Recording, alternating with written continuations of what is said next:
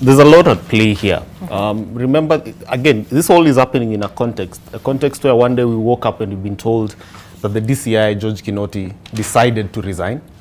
We woke up and we were told that the IG of police also decided to resign. We woke up and I think even the deputy president's case, the 200 million graph case had been dropped. The same DP has been on the trails telling us that all the cases pertaining to them were political witch hunt. They had no basis, and they had absolutely, those were his remarks during the campaign trail and even after he took power. Then immediately thereafter, we are seeing the Director of Public Prosecutions dropping those cases one by one, meaning he is agreeing with the Deputy President that those cases were politically instigated.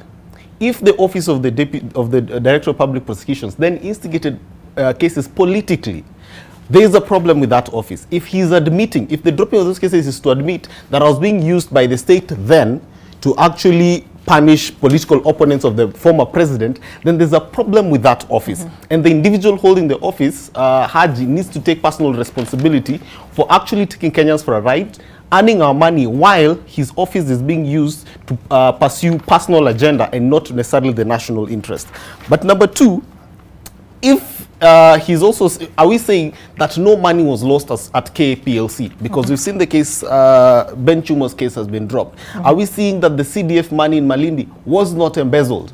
As we've seen the case by Aisha Jumwa being dropped. Then on the other side, we're actually seeing cases for people who are in the opposition. The cases are now being prosecuted. This is the literal definition of state capture that the Deputy President keeps peddling around. State capture is when you use public institutions to then go ahead and prosecute political agenda.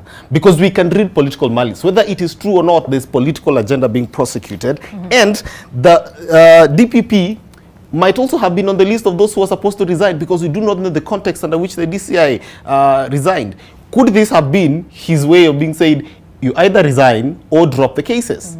Is he dropping these cases to save his job? So there is certainly some level of political influence in either of the decisions that he made. I have just given the context under which he's been dropping these cases, and there's absolutely no way we can say that there's no political influence, because the context has been, the Deputy President has consistently told us that all cases were politically instigated. Not a single case had any evidence being put before courts, and the DPP goes ahead and drops most, if not all, of those cases, because we could wake up today, probably during the day another case would be dropped.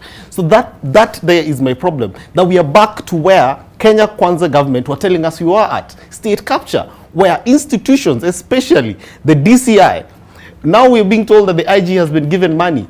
We know that he who pays the piper calls the tune. Could this also be a way of state capture? Are we going back to days when government would actually hold institutions on chokehold and ask them to do what they require them to do? We have seen, for instance, the president has gone ahead, asked independent candidates to cross over to his side. He has asked those who signed pre-election agreements with Azimio to cross over on his side. Literally, he is bulking his side with everything that he needs to have his way. Everything that he needs to have his way. And so, if you were told freedom is coming, if you were promised freedom is coming, perhaps we should have asked what the meaning of this freedom was. Perhaps we should have asked at what cost this freedom was coming to us. Because the signs, 30 days after taking office, the signs that we are seeing are not signs of freedom that we were being told we are under state capture. The signs that we are seeing are signs of regression and taking us back and clawing back on the constitutional progress that we had made. Total disregard for the constitution. You nominate members to cabinet with absolutely no regard for two-thirds gender rule, with absolutely no regard for any of the promises that you made. You actually introduce positions that are unconstitutional, like advisors, and you call them cabinet level positions. 30 days into office, those are the first signs that we are seeing. Is this the freedom that we were promised? And we'll come back to, in fact, that will be the basis of our conversation, just looking at the president's administration 30 days in. Yes, Nurdin.